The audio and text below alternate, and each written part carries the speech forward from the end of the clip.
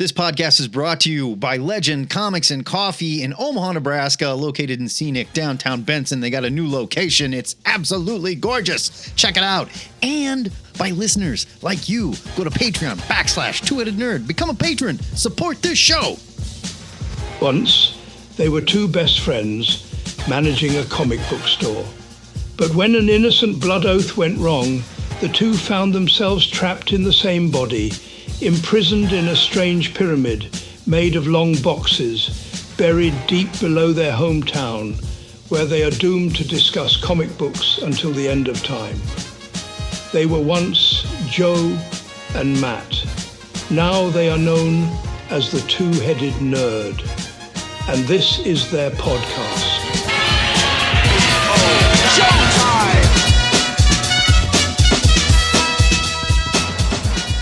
Broadcasting from the Ziggurat at Omaha and caverns deep below the metro area, where we're nursing our wounds after we got a little too excited watching the latest DD trailer and practicing our kung fu on each other. It is our pleasure to welcome you to episode 766 of the Two-Headed Nerd Comic Book Podcast, and I'm your head number one. My name is Matt Baum. I'm the Internet's Joe Patrick, your head number two, and I'm ready for another hallway fight, you big baby. You're too rough. No, it's supposed to be fun. New year, new comics, so it's time for the first new comic show of 2025. Sorry it's a little late. Where we'll review 8 new comics from the last 2 weeks.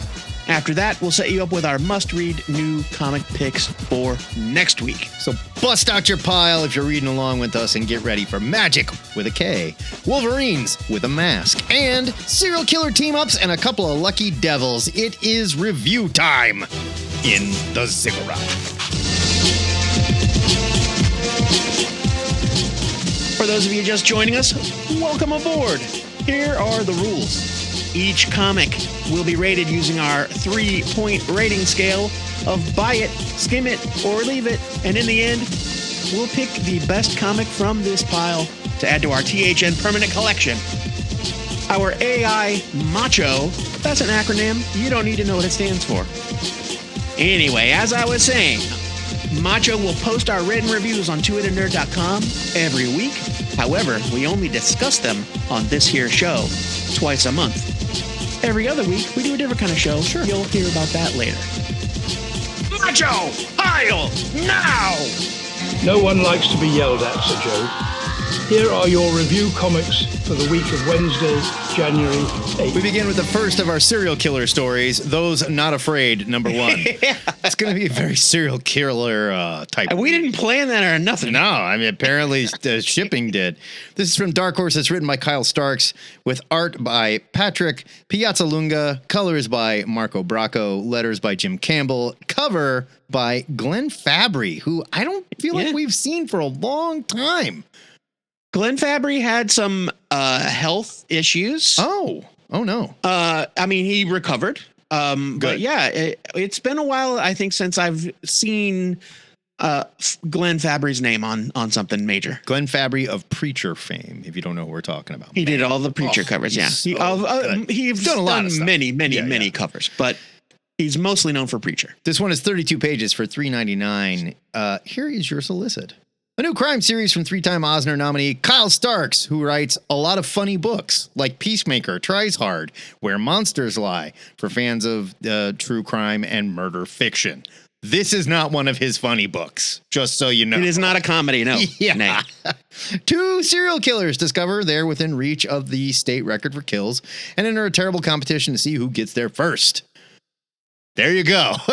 So get ready, because this story starts in full nightmare mode. Woman chained in what she's calling the murder hole, which turns out to be an awful basement, like dropped in the middle of the woods somewhere. Just like a bunker. Little torture room full of it. And the cool thing is Starks does. He shows the knives and the drills and the pliers. Terrible shit's going on down here. But then there's this other table with a bunch of stuff that I don't even know what someone would use to torture them with, which is really disturbing. It's almost scarier. Yeah, way scarier. Starks does a lot of homework here. You can tell this isn't like a true story, but they reference a lot of real serial killers. They talk about Ed Gein, and they talk about... I think there was a quote from Ted Bundy. Yeah, Ted Bundy is in here. So you can tell he did his homework in this one. The story is set. It's really well done. It's set from the narrator of a podcast who talks about true crime, and she's talking about serial killers, and she's kind of been gently tracking these serial killers in this state and pointing out like they are very close to this record. It just so happens that maybe the serial killers are listening, because one of them gets a great idea like, hey, we should have a little contest here. Yeah, right, exactly. Yeah. Oh man. The art is really nice. It's not what I usually have seen from Piazzalunga. Like last time I saw him, he was working on Where Monsters Lie at Dark Horse, which was very... No, not Where Monsters Lie. Monsters Are My Business. Sorry, Monsters Are My Business, which very cartoony and really well done. We loved the art in it. Yeah, pretty exaggerated stuff, though. This is much more realistic and chilling. Yeah. And he does a thing that we're going to talk about again later when we talk about our next serial killer book, where the book looks very normal, very slice of life. And then a character goes into a room and the color palette completely changes and you get an image of something absolutely horrifying. Huge props to Marco Bracco for his colors on this. Awesome looking book. And there is some truly chilling pages of these serial killers just elated with what they have done, or thinking about what they have done, or looking at pictures and trophies that they've kept. And it's just, sinister, like inhuman. Yeah. This is not for the faint of heart. It's great true crime stuff. If you're into that and you like the gory serial killer stuff, there is definitely some trigger warning shit here for those who aren't into that. So if it's not your thing, I would stay away. I am a sicko, so I'm giving this a huge buy it. This was fucking great. Yeah, it is great. And yes, but I mean, you're totally right. It's not going to be for everyone. And I'd actually say that as much as I like Glenn Fabry, the cover makes it kind of hard to tell what sort of book it is. And it's weird to be saying this because I've seen Glenn Fabry paint so much terrifying, horrifying shit that the Glenn Fabry cover was the tamest thing about it. Yeah, probably. About the whole comic. Probably. So yeah, it's really great for true crime fans. That's kind of like sensationalizing or fictionalizing serial killers. It has been in vogue for a while. People love a story about, an assassin or whatever, they like to make them the protagonists. And it's great to have these two kind of like butting heads, and they're clearly like both totally broken and disconnected from societal norms, but in completely different ways. Yeah. One of them really interesting, truly enjoys what he does. And the other one is just driven to do what he does. Like one is charismatic. Yeah. One's very much like a Ted Bundy. And the other one is more like an Ed Gein. It's always the quiet ones, right? It's like he's that guy. Yeah. The art was great. I liked this very, very much. This is a buy it for me. Another one of these Burger books that is just like Dark Horse doing Vertigo better than I remember Vertigo being done sometimes. And DC's trying to bring but you know what? Back. Vertigo's on its way back, maybe. Yeah, maybe you should call Karen Berger. She's kind of nailing it. Remember when you fired her? Yeah.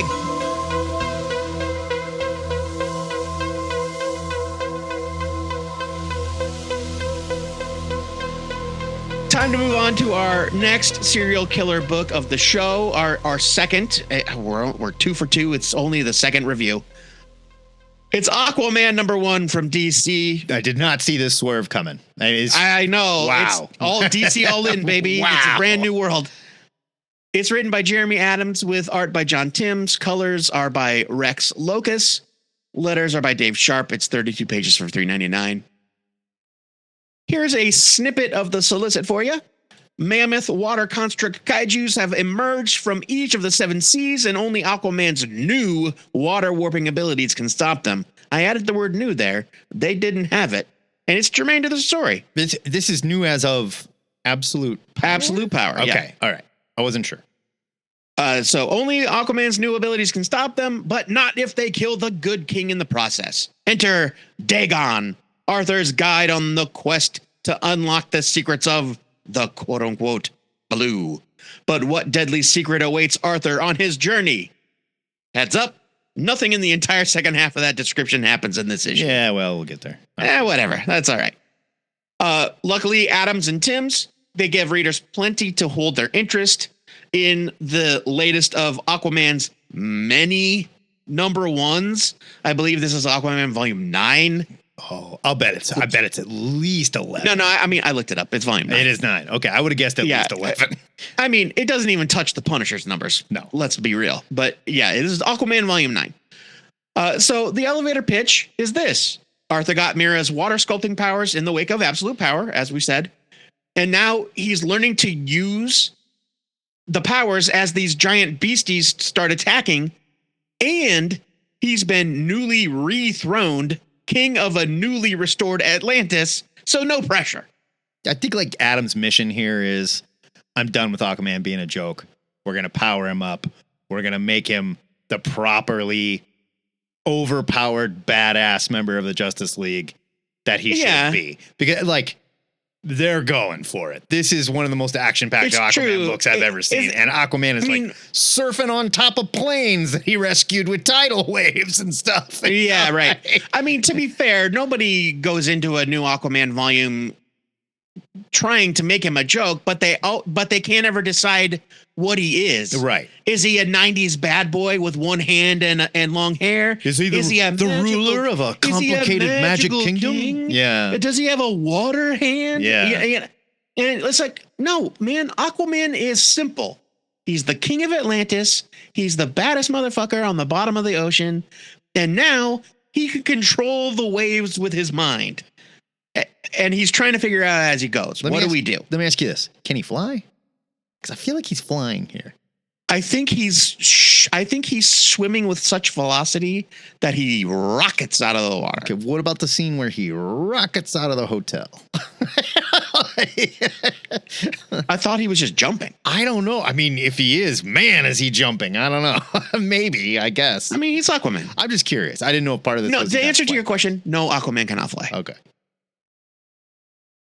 So Adams and Timms give us the All-Star Superman-esque 4-panel intro treatment with a killer opening scene. It gives us a grim portent of Arthur's life 1 year in the future. I really loved the scenes with Mira training Arthur how to use her powers. Like, there's no cattiness. It's just like, no, concentrate, like reach out, feel the waves, whatever. So she's straight up lost her powers. They did like the swap thing that happened. That well, the Adams some are working on. It wasn't always a 1-for-1 thing, right? Like, it was coincidental that fire and ice just flip-flopped. No, I'm just asking, did he swap powers with her? Is that what happened? Or does she still have powers? Here's my question to you. Outside of his Atlantean physiology, which is genetic, like, part of his DNA, does Aquaman actually have any superpowers? Well, I mean, okay, maybe swap's the wrong term, but she lost hers and he got him? Is that what's going on here? So it is part of like Atom Project level shit. Like, they say so. It says like, because of absolute power, he has Mira's ability. No, I know they said that. I just didn't know if it was all related to the same thing. So no, it is. I mean, I guess him telepathically controlling sea life is a power. I don't think every Atlantean talking can do to fish, that, dude. Come on. Not every Atlantean can do that. I get it. To be fair. The Atlantis stuff kind of bores me, but it also bores Aquaman, which is kind of a nice way to present it. Yeah, it's very meta, right? There's the one scene where it's like, I guess it's back to my day job, listening to people bitch about Atlantis. And he's sitting there bored until somebody says, there's a kaiju attacking the mainland. And he's like, tell me where. And he bursts into action. Well, I thought that was kind of even when he's talking to Jackson, they're like, oh, Jackson Hyde wanted to talk to you, but I told him you don't have enough time. He's like, Jackson, what's going on, man? And Jackson's like he's dying for somebody. Like, there's a stuff going on. He's like, all right, feel free to interrupt, especially if I'm in a meeting. Yeah, right. Exactly. The action is intense. John Timms's art is gorgeous. Secret Agent Rex Locust's colors are especially vibrant. That guy's got a name on him, man. Yeah, I guess. Of course, there's another cataclysm? Isn't there always? With a tease that it may tie in to something major that's brewing in the DCU right now. I almost said verbatim like what it was, and I realized that that's a huge spoiler, so I don't want to say that. You can't do that. I will say when you see it initially, you know exactly what it is before they reveal it. It's right there. I'm looking at it. I'm like, yeah. I mean, I guess this is great. Aquaman #1, it's great. Jeremy Adams is doing fantastic work. He's killing it at DC. He's done it to The Flash. He's done it on Green Lantern. He's doing it on Green Lantern right now, even still. John Timms is crushing it. He's a rising star. It's a back to basics approach, but it's also still original. Sure. No, and the answer to what you were saying earlier about all those things, like, is Aquaman this, or that? The answer is he's all those things. And they're embracing it. And even the stuff that they know people are turned off on, the Atlantis stuff, the shit that turns me off and bores me, there's just a little bit of it here. And Jeremy Adams is saying, Matt, don't worry. We're not going to focus on this. We're focusing on the action, big time action. And you get a penciler like John Timms because you want to reinforce this is a fucking action packed book, man. I've not paid enough attention to Timms. He is outstanding. Really, really good here in this classic but modern flashy superhero like Dan Mora type style. Yes, very much so. Yes. Right. Where he studied the classics, but he knows how to make it look very, very flashy and sexy and new. This is great. I'm giving it a buy it. One complaint, and it's a bugaboo. Not even a real complaint. And this is Dave Sharp, letterer. Made a choice to do yellow, narration boxes. And sometimes those yellow boxes have lines in them for some reason. Oh, it looks like a legal pad. It looks like Aquaman's writing in a legal pad. That's not Aquaman, I mean, I don't... If it were Jimmy Olsen or Lois, sure, I buy that they're taking notes and whatever, Why? Why Aquaman? I noticed that as well. It's weird. And I didn't really give it a ton of brain power, but you're right. It's a weird choice. He's writing on a legal pad. Excellent comic book. I'm giving this a buy it as well because I got so excited I forgot to actually give my rating. No, you said it. Dave. No, I didn't really. I just said this is great. I loved Aquaman #1, and then you started talking. But Dave, the rest of your lettering kicks ass. Nice job, man. Yeah. No, good job, Dave.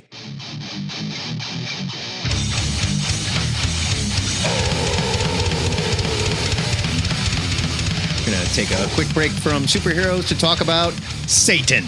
But Satans with an S, multiple Satans. This is the Lucky Devils #1 from Image Comics. But Satan's with a little S. I mean, they're all still Satans. Don't kid yourself. Come on. Written by Charles Soule with art by Ryan Brown. Colors by Kevin Nipstein. Letters by Crank. Just Crank. 32 pages for $3.99.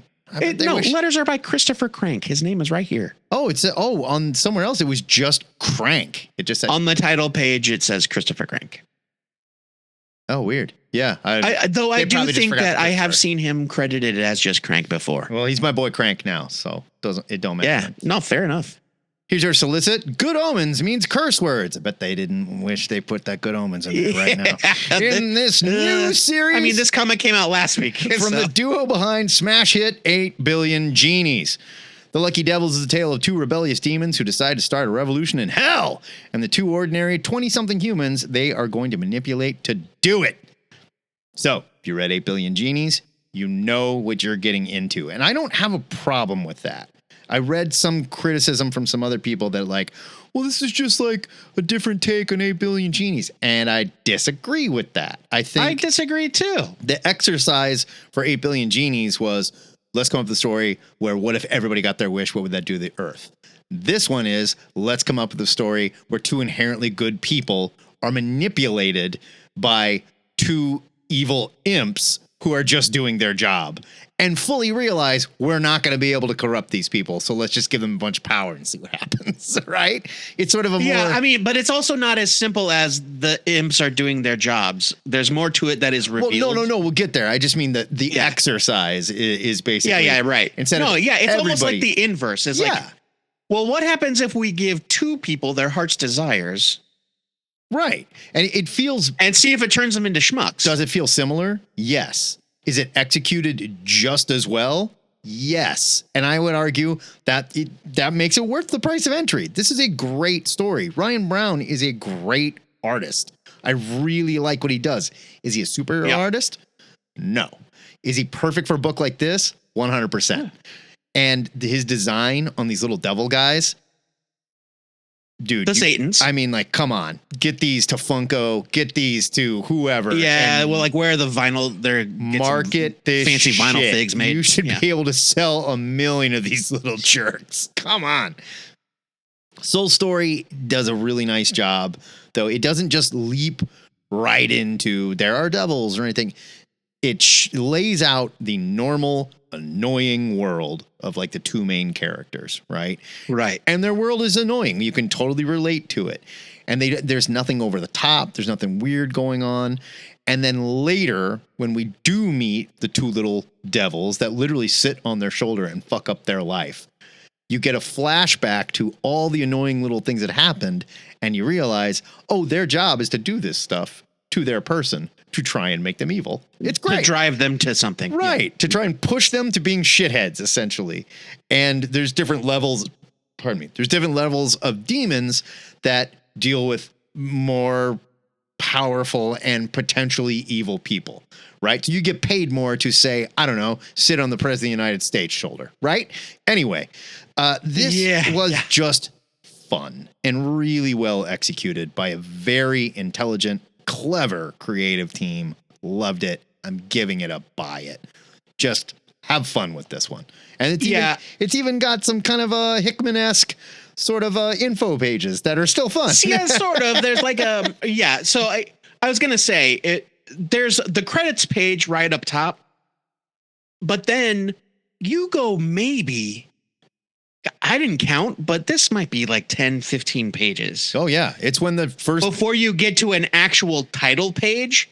It's like playing it's like playing a great AAA video game that's very engrossing. And the prologue is like 2 or 3 hours long. And then you get the title that says Mass Effect or, whatever. Or a Tarantino movie. You have the opening scene of a whole lot of stuff and then bam. And so the devil shows up and boom, here's your title. Yeah.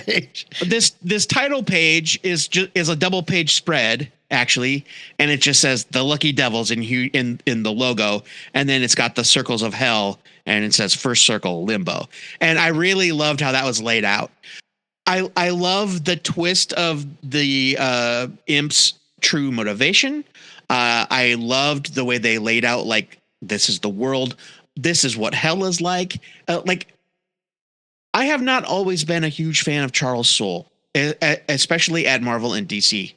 But I think that he has really tapped into something special with his partnership with Ryan Brown. I think the two work very well together. I think this was great. I thought that the art was fantastic. This is a buy it for me. Make it a show. I think you're right. Make it a show. Get some fucking figures made, man. Yeah. Call Funko and make this a show right now. Because they're begging for it.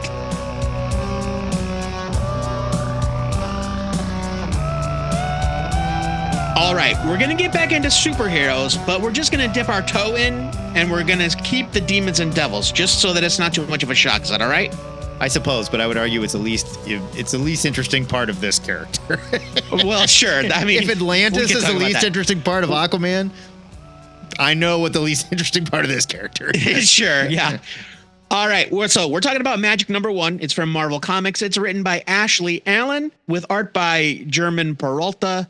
Colors are by Arthur Hesley. Letters are by VC's Ariana Maurer. Cover, a very misguided cover by J. Scott Campbell. It's weird, man. Like, what? Why? Yeah, like why did they put this as the main cover? I don't get it. Are her legs broken or does she have to pee? I can't. Does she have a spine? Who can say? I don't know. It's 32 pages for $4.99, and I'm saying that with a certain inflection because I want you to remember that. It's only going to get worse from here. Here's a little bit of the solicit for you. Something ancient has awakened beneath the Alaskan ice. Unfortunately for it, that's Magik's territory now. That's it. Oh, that's okay. Yeah, it's pretty basic stuff as far as solicits go, aside from the usual horn tooting BS that I skipped. Basically, Magik blows off her own birthday party to fight some demons that are hunting mutants conveniently close to where the X-Men live now in Alaska. Yeah. I did like how Alan's script dug into Ilyana's immense childhood trauma. She's kidnapped as a toddler, raised in a hell dimension, bonded to a demonic alter ego. It's tough stuff that normally gets kind of glossed over in ensemble books. Ileana is she's a broken bird. Of course, the demonic forces are opposed by a family of ancient mystics. It's very familiar, chosen one type of stuff. Yeah, go figure. With the slight swerve that the surviving member of the family had no idea about any of it, and now he's got to learn on the job. I loved seeing Ileana actually use magic instead of just teleporting around and swinging that sword. Our buddy Ryan pointed out that they're holding a funeral for a girl that they don't even know for sure is dead. Yeah. And now I can't unsee it. She vanishes and they're like, oh, I guess she's dead. Like, I mean, she's almost certainly dead, but they don't know that. No. And like what parent would just be like, well, I give up. Let's have a funeral. And also you have no sense that any time at all has passed. Right. Because it's like. It seems like the next day they just assume girl dead. gets dragged off into a portal and then it's like 3 pages later, funeral time. Yeah. The dialogue can get a little stiff at times, but I thought that the story was good overall. German Peralta's art is fantastic. It's very dark and moody and deep. Dark purples, greens, and reds from Hesley are fantastic. They make a great team. Look, I thought this was okay. You know, we've talked a lot about which X characters we think can handle an ongoing title, and I think that they make a good case for Magik here. I'm giving this a strong skim it. I don't think this could be any more generic, and I totally disagree with you. I think every time we get Magik, all we get is, oh, her childhood, and limbo, and the demons, and she's so broken, and she's so dark, and that. Like, that's all. I was kind of hoping we could do something else with this character, because I'm tired of it, and I'm not especially interested in more of that. And I don't see the series sticking around for a whole long time if that's what we're going to double down on. True. I think this is fine. I think this is generic and it's fine. Art, excellent. Colors, excellent. I'm just kind of tired of this Magik character. And I'm kind of tired of the constant, there's a dark secret and she has to deal with it. Like, but I mean, that's who she is. But is that all we're gonna do? That's not all anyone else is. We liked Psylocke because they were doing something totally different with that character. They gave her a mission. It's different for her, and we were like, oh shit, look at that. They've invented something interesting for a character that we didn't even think was interesting or should have a book. And Magik, they're like, well, let's just do the Magik thing. All right, go. I mean, I guess my counterpoint to that is that she's actively trying to suppress the dark child. She's like, no, I'm not going there. Yeah, but here she is doing it, as always. You know, just like Wolverine tries to suppress the Berserker, Joe. We know it's gonna happen. Like, come on. I don't hate this at all. I just thought it was completely generic. It is the definition of a skim it.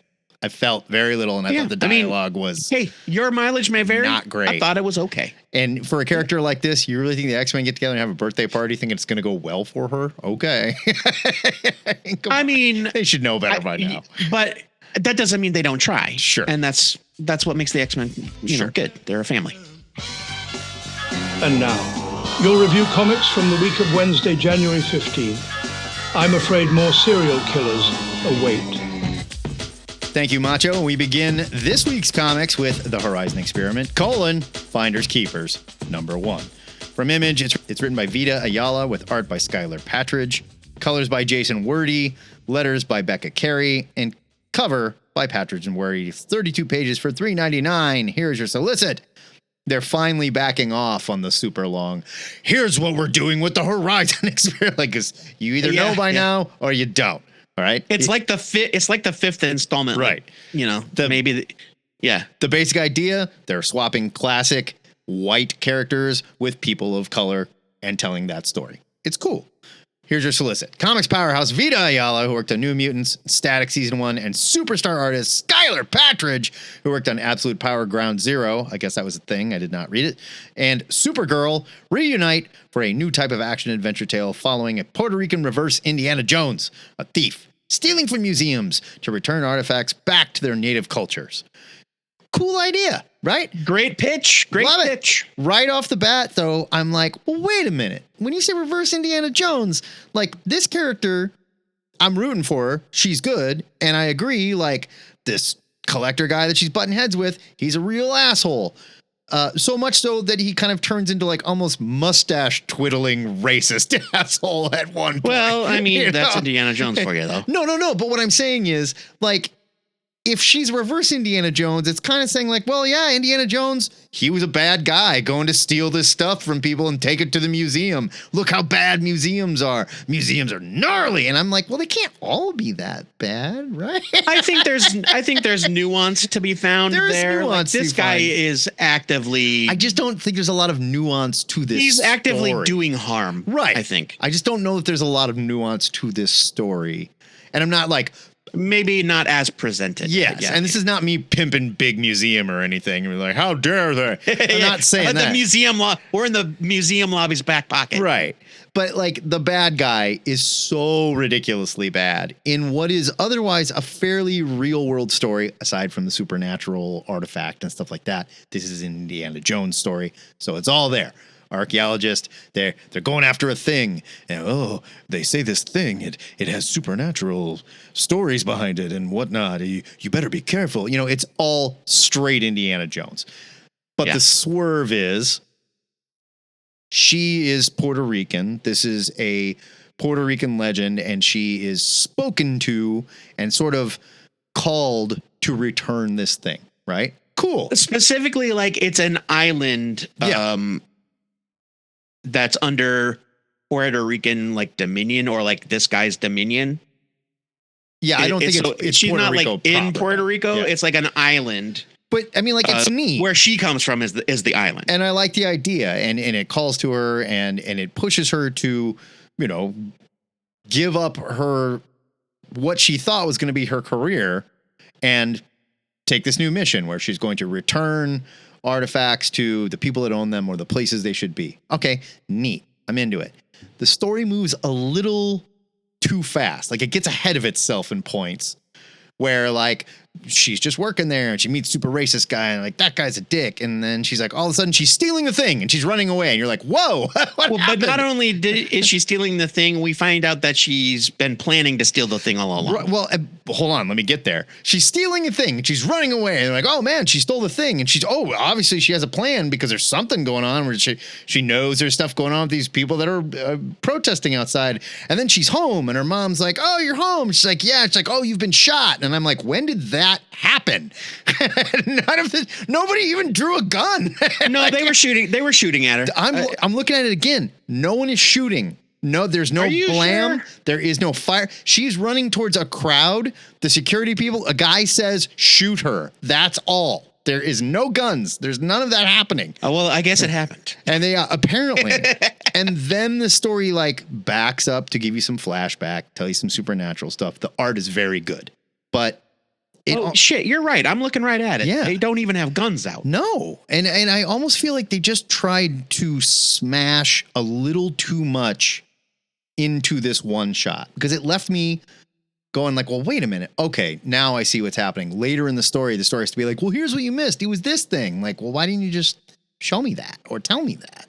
It's sort of an odd way to run through this story, and there's a supernatural aspect. And then the end, they set up her mission. Okay, you did the thing and you found your calling. It's doing this thing. But the story kind of implies that because she is who she is, that is why this thing called to her. And this spirit spoke to her and stuff like that. I'm not going to spoil anything.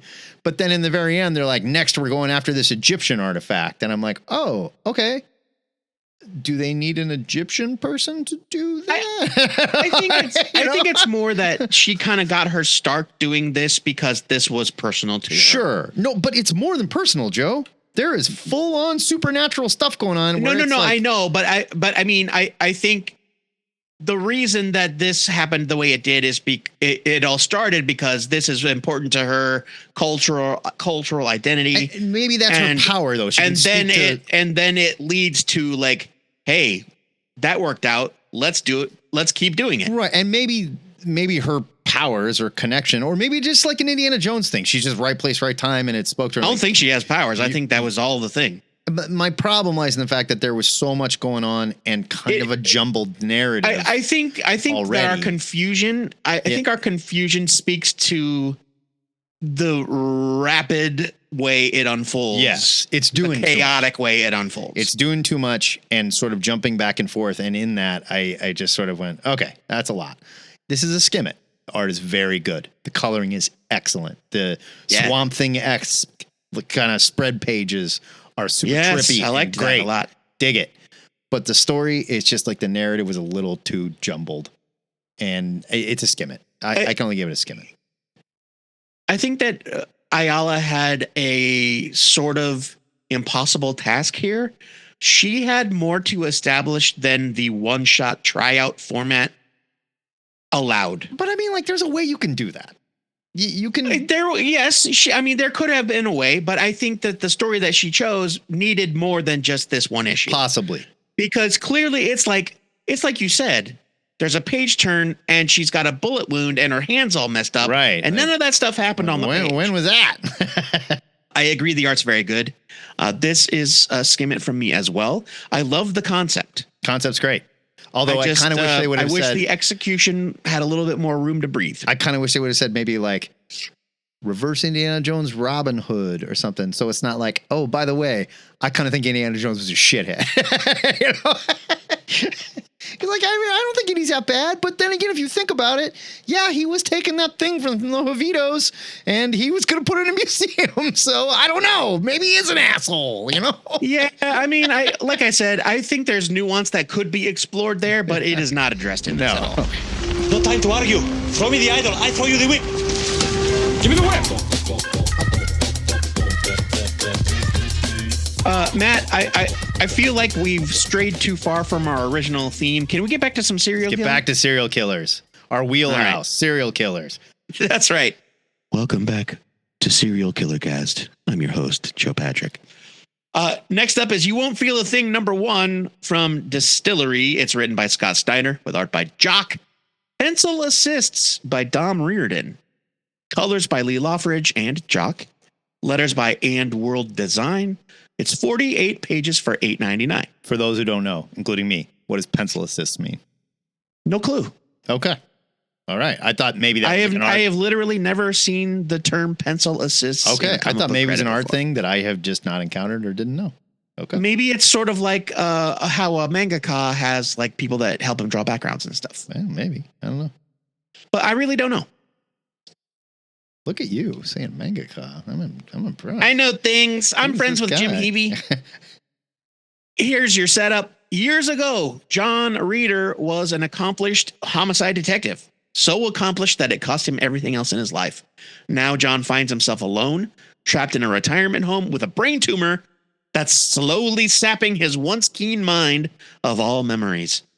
But when an ice-cold serial killer case from out of his past rears its head, John must call on all his remaining memories in order to stop a killer that only he still believes really exists. This is recommended for fans of Zodiac, Memento, and True Detective. I'm just going to tell you right now because I don't want to forget at the end. All of that is accurate. Yeah. If you like those movies, keep that in mind. You're on board. Snyder and Jock, they set the creepy tone right off the bat.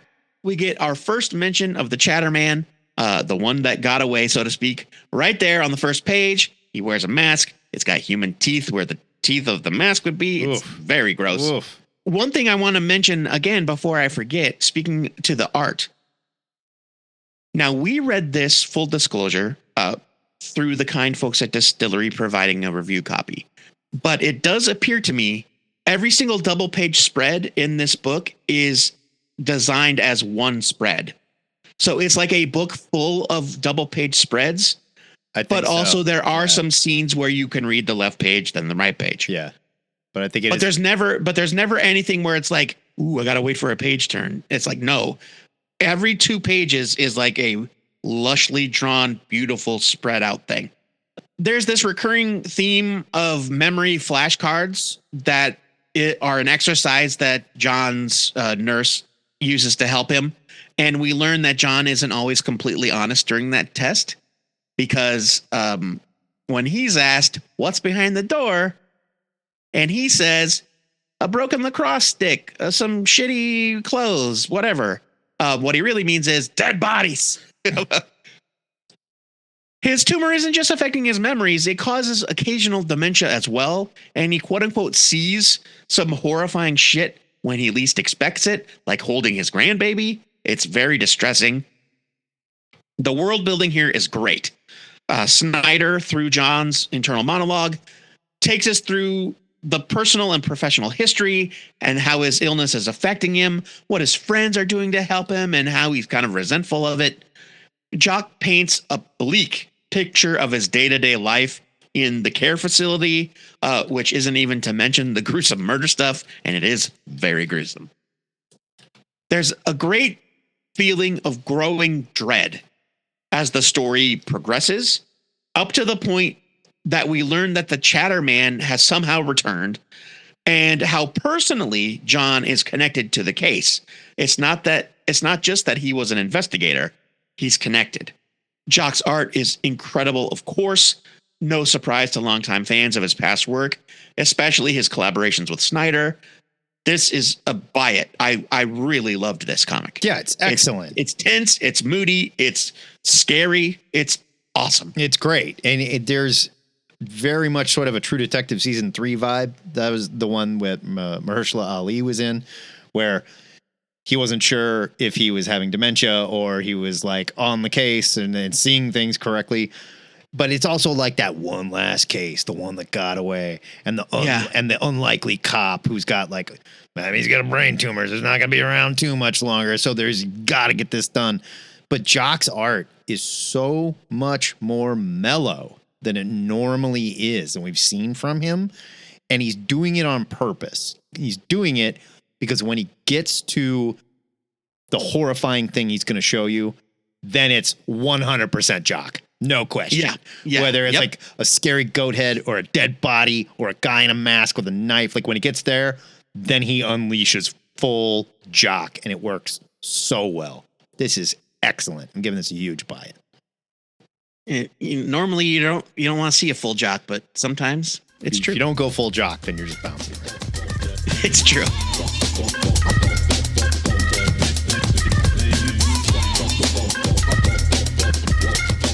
I'm going to finish up with Shadow of the Golden Crane, #1. This is From the World of Hellboy. It's from Dark Horse. It's written by Chris Roberson. Art and cover by Michael Avon Oming. Colors by Chris O'Halloran. Letters by Clem Robbins. 32 pages for $3.99. Here's your solicit. It's short and sweet.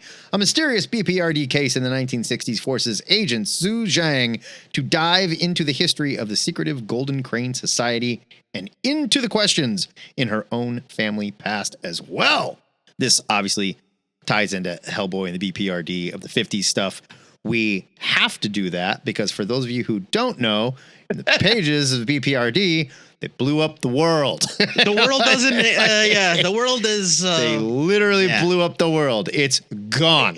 We're living in a post-apocalypse. Yeah, like in the Hellboy world right now. A Frankenstein story where he's wandering that world thousands of years in the future. It's still messed up. So all the stories that we're getting now have to be set in the past, and that's fine. I don't mind this at all, though, and it's a perfect way to keep revisiting what I love about this BPRD world and the Hellboy world that Mignola built, and add new characters, new stories, because like that guy was on a million cases. Who cares? The BPRD was everywhere. They're huge. They're researching the things that go bump in the night. And so you're always going to meet new characters, but it instantly feels like you're reading a BPRD book.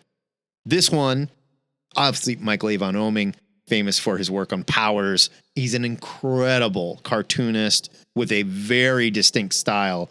And I think it lends itself really well to this Mignola-verse, the way he draws monsters and stuff like that. But this is definitely a lot more action-driven.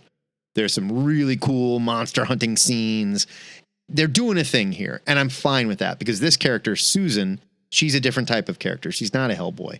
She's not like one of the detectives. She's a desk jockey that worked for the BPRD that literally has no business being in the field, but she has a vision, and she comes to Hellboy. She's like, I got to come with you on this mission. And he's like, why? Yeah, like, she's got some sort of supernatural ability, and but he's like, she's not a field agent. And she's like, I had a vision. And Hellboy, being Hellboy, is like, yeah, good enough for me. Let's go. Let's go. Right. Right? Like, he knows, like, that shit means something. Yeah, you got to go. And it's like, turns out this character is sort of a Buffy the Vampire Slayer. She's from a long line of these ancient Chinese monster hunters, a group called the Golden Crane. She just happened to be doing desk work for the BPRD too. Ha, go figure. But it's great. And it's a super fun way to set up a mission for a character that she's definitely been in other issues as well. Like Hellboy and the BPRD, late 50s stuff. She popped up in there. So it's super fun because we get to tell two different types of stories, a BPRD monster hunting story and this long line of monster hunters. You know, it's a great premise and we love it every time it happens. You know, she's the next in line from this thing. Loved it. Huge buy it here. Fantastic art. Love return. I can't resist any of these books when they come out. Chris Roberson is fantastic at this type stuff. If you love Hellboy, you love the BPRD, you're going to have a ton of fun here. Buy it. Oh, totally agree. One last thing. It's a new BPRD story in the sense that it's revisiting stuff, but this character is getting fleshed out. So if you are a new reader, you've never read it before, you will be fine. You'll love this. Yeah. Yeah. Like I got the impression I had never seen this character before, but I got the impression she had past adventures, but it wasn't a hindrance not knowing those past adventures. Not at all.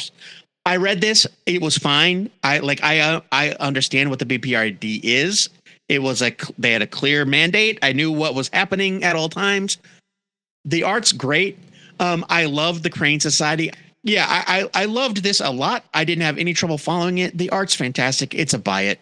I'm sad that I lost track of the BPRD books, and I have this cockamamie idea in my head that I am going to set out and start from the beginning and read all of Hellboy and all of BPRD. That's a daunting task. So it's a daunting task, and I don't think I'll ever accomplish it, but hey, the spirit is willing. It's worth it. It's great. Wolverine.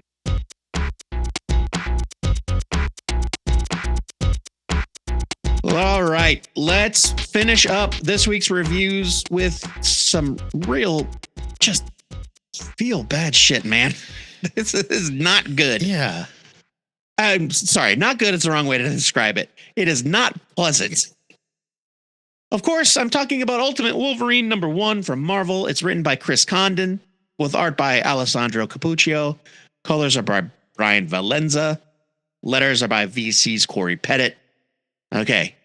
Now, here's what I was referring to earlier in the podcast. This comic book is 32 pages for $5.99.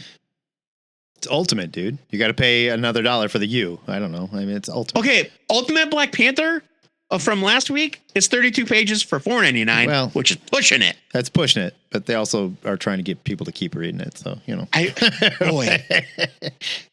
All right, here is your setup. In order to maintain control of their corner of the Maker's world, 3 members of his council, Magik, Colossus, and Omega Red, deploy their most lethal asset, the Winter Soldier.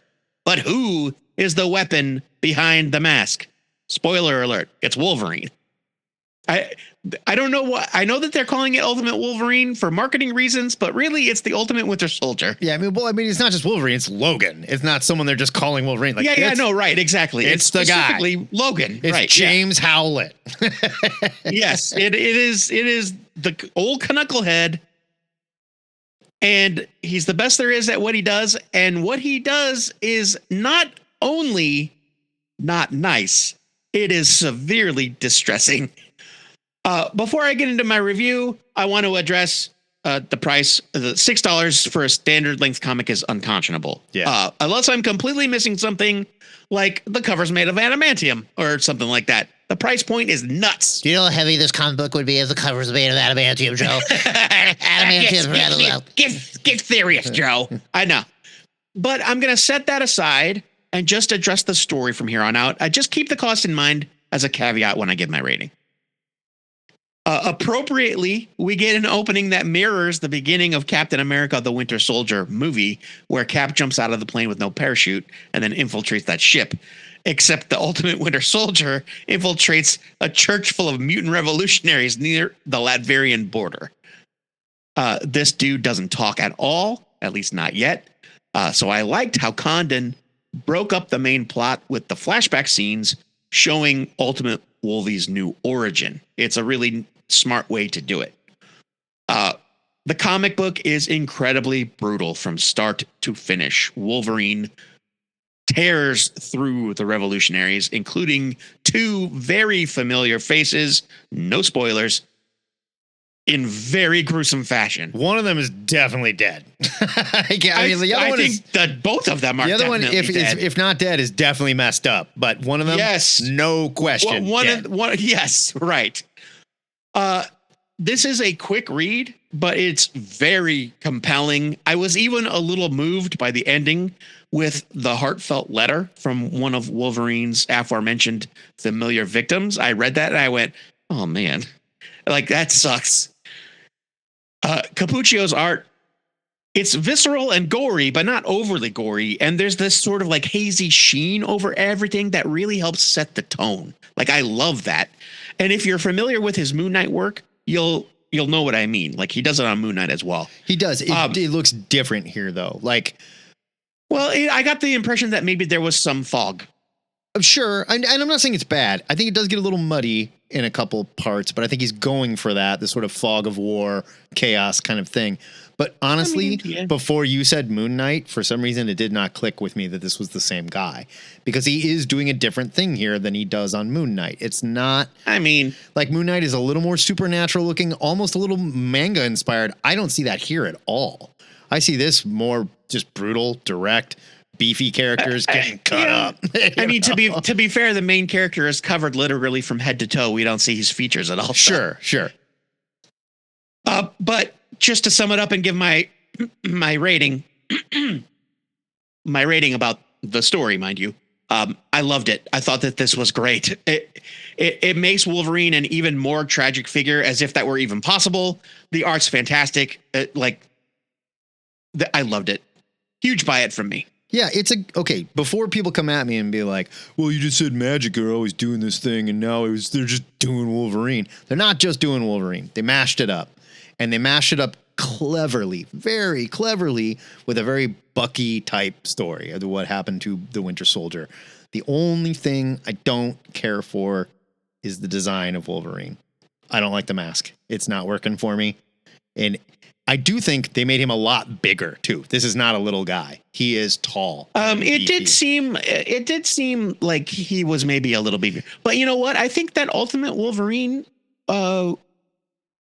the classic variety, may have also been a little bit more. But nobody cares about the classic Ultimate Wolverine. Don't kid yourself. Come on. Well, technically, Matt, if this is the same universe, but with the timeline altered, he would still be the same genetically. No, and like I just didn't care for the design. The book is excellent. It looks very good. It's very clever, and that's all they really need to do with these Ultimate books. And it's one of the reasons that I love the Dennis, what's his name, Dennis Camp. Dennis Camp on Ultimates. His Ultimates title. They've just gently shifted things in this reality just a little bit and added a little bit of this character to this character, and it just works perfectly for Wolverine. This is great. It's a buy it.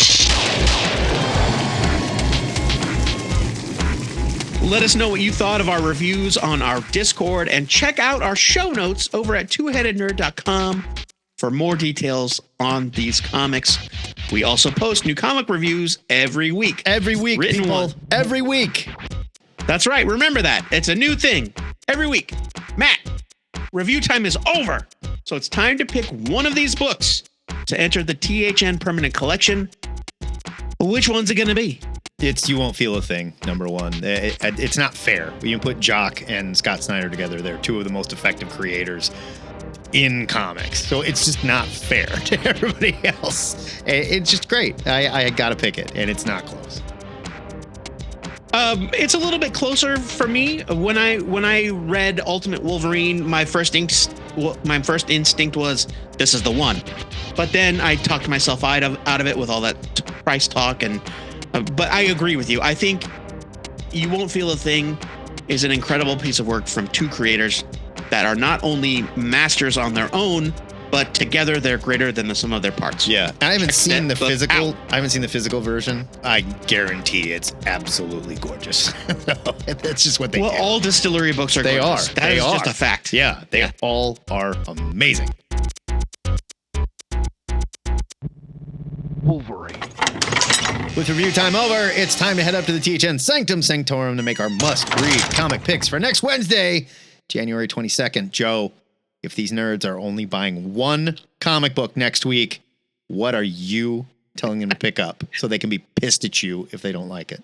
I mean, for the purposes of our show, no, because we try to pick, new things, exciting things. For your average Joe, the pick of the week is probably Absolute Wonder Woman #4, but whatever. My pick for next week is Fantastic Four 28 from Marvel. It's written by Ryan North with art by Stephen Cummings.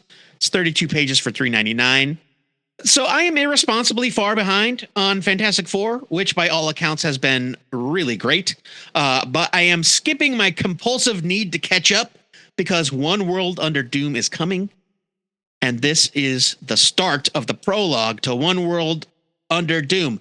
It's the preview of One World Under Doom. Sure. And if there's one book that should have something important to say about One World Under Doom, it's Fantastic Four. Also, it's all about Reed trying to figure out how to disrupt Doom's connection to magic, but he is out of his fucking depth. Well, sure. And so Sue Storm says, hey, guess what? We know the Black Knight, who happens to be a science nerd and also magic. Yeah, he doesn't do that kind of math. Yeah, I get it. That makes sense. Yeah. No, it's true. It's like there's you a don't reason go to a why statistician to you talk about an algebra he has to problem. call Doctor Strange for the shit. Doctor Strange's dead. Ooh, that's Right. tough. Yeah. Reed is out of his. I should say dead again. Like, this is beyond Reed's ken. Yeah. Love it. So Love it. I am hoping that this will also be the kick in the pants that I need to go back and fill in those gaps. My pick for next week, I'm saying screw all this superhero BS. We read plenty of it. Check out Robot Todd, #1 from Floating World Comics. It is by Farrell Dalrymple. It's $4.99. I couldn't get a page count. Here's to hoping it actually shows up to your comic shop because Diamond's having some trouble right now. More than a bit. Well, and also Floating World Comics is kind of its own. Yeah, I mean, they're a small press. Farrell Dalrymple is a creator unlike anybody else working in comics right now. He Yes, is I love like him so much. True artist weirdo with the wildest ideas that when you read about him, think like, well, that just sounds so bizarre, whatever. And then you read the comic and you go, I can't fucking believe this works. And his art is just outstanding. He just sees things differently. I don't know how else to put it. And he works in beautiful watercolors, but it's not this washed out kind of loose watercolor art that you're thinking of. It is tight, detailed, thin line, crazy, insane watercolor. This book follows the adventures of the titular hero, Todd, who is trying to regain his memories and avoid capture by malicious wizards. Old Toddy 1D. Yeah, he's a robot. And it introduces his friends, kindly and shy Sept, which is like short for September, her vitriolic and selectively invisible alter ego Ember, the inventive mouse person Fern Fells, and Gwelder, the enigmatic fox guide. Now, as weird as that sounds, if you have read his The Wrenchies or It Will All Hurt, both of which are excellent, this takes place in the same universe, so there's continuity here too. This man is crazy, and he's so good at it. Check this out if you can find it. Excelsior!